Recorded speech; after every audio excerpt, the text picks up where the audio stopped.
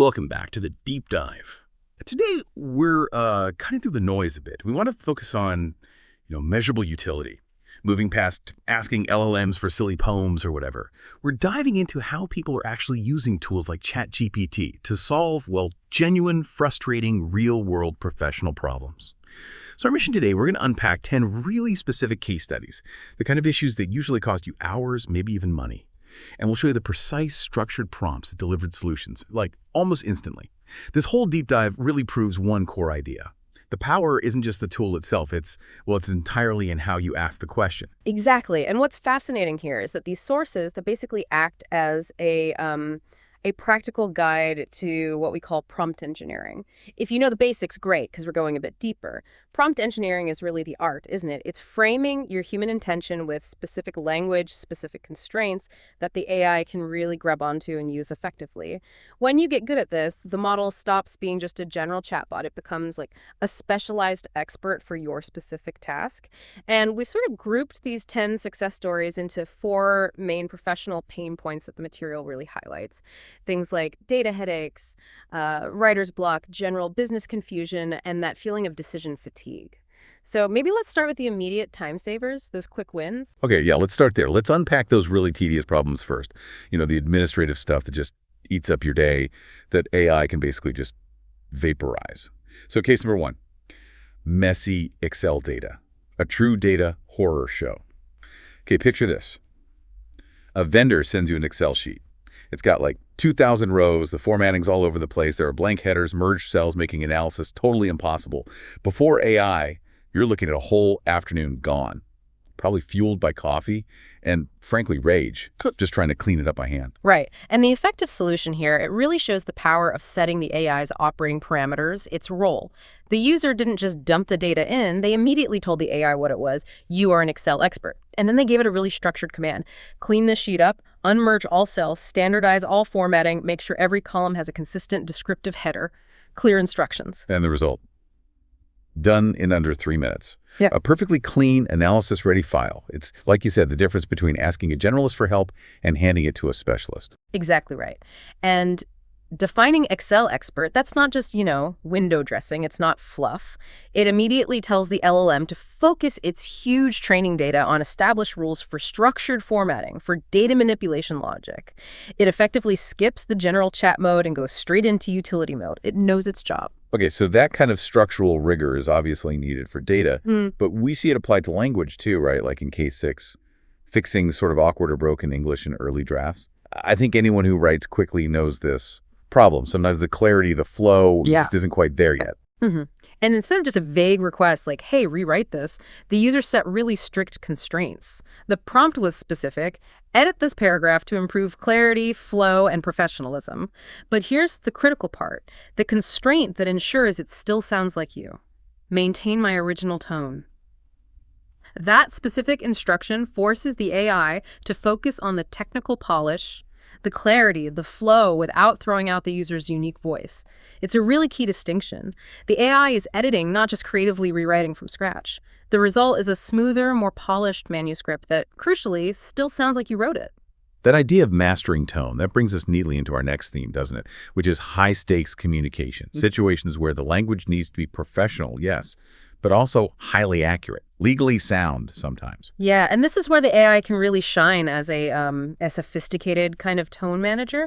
It's about walking that tightrope, maybe a legal one, while still sounding human and approachable. We see this clearly in case 3, dealing with confusing legal writing. Right, the problem there was drafting stuff like website privacy policies, necessary documents, but they often end up sounding robotic, completely impenetrable to the average user. The prompt they used was, brilliant in its simplicity, really.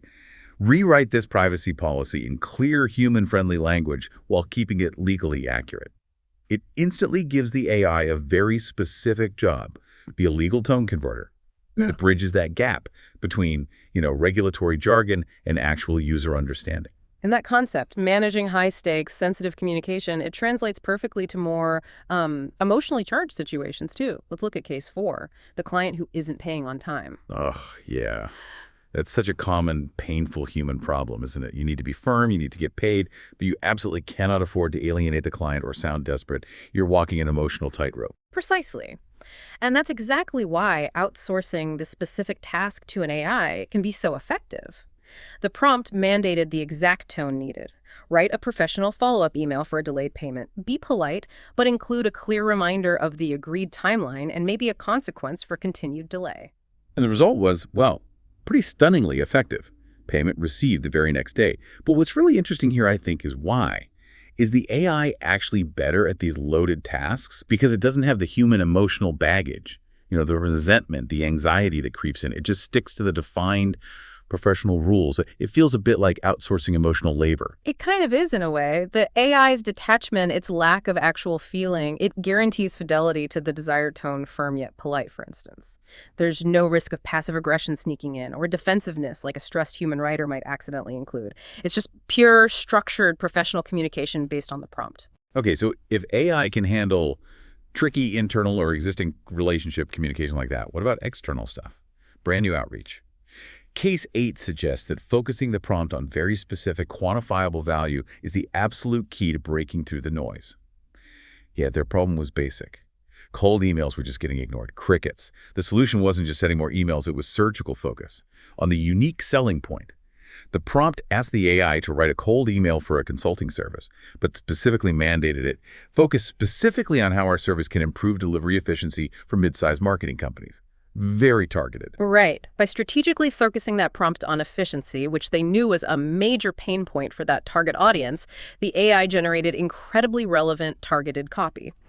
And the result wasn't vague, it was immediate and measurable. 2 booked meetings, one of which actually turned into a client. That's a direct line from a thoughtful prompt defining the audience, the product, the precise value prop straight to revenue. Okay, so this is where we kind of shift gears, isn't it?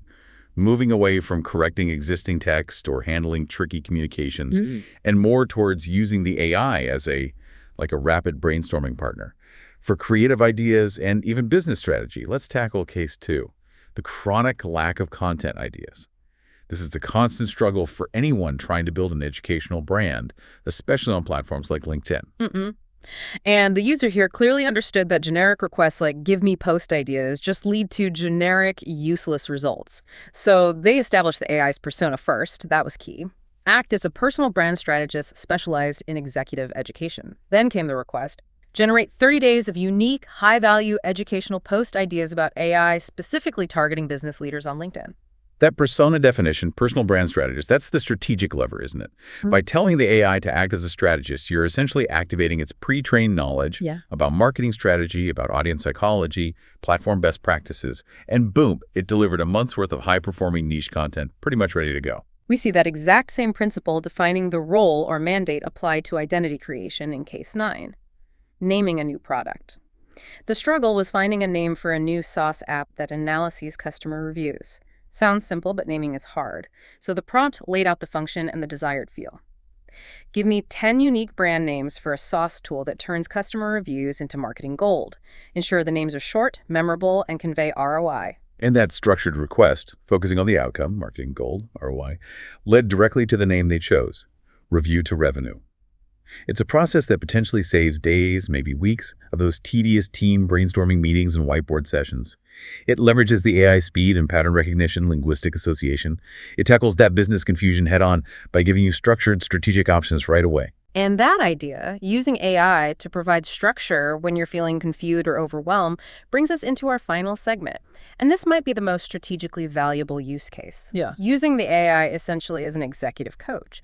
These cases show the AI tackling really tough issues like professional burnout, lack of clarity, decision fatigue, basically by imposing external structure when your own mind is just overloaded. Yeah, think of it like having instant access to a specialized expert right when you need them, whether you need an instructional designer, a productivity guru, or something else. Exactly. Take case 5, designing a course structure. The user knew they wanted to teach non-tech founders about AI, but didn't know where to start. The prompt was clear. Act as an instructional designer. Create a 6-module, beginner-friendly course on using AI in small businesses. And because they assigned the role instructional designer, the output wasn't just a random list of topics. It was a pedagogically found educational framework.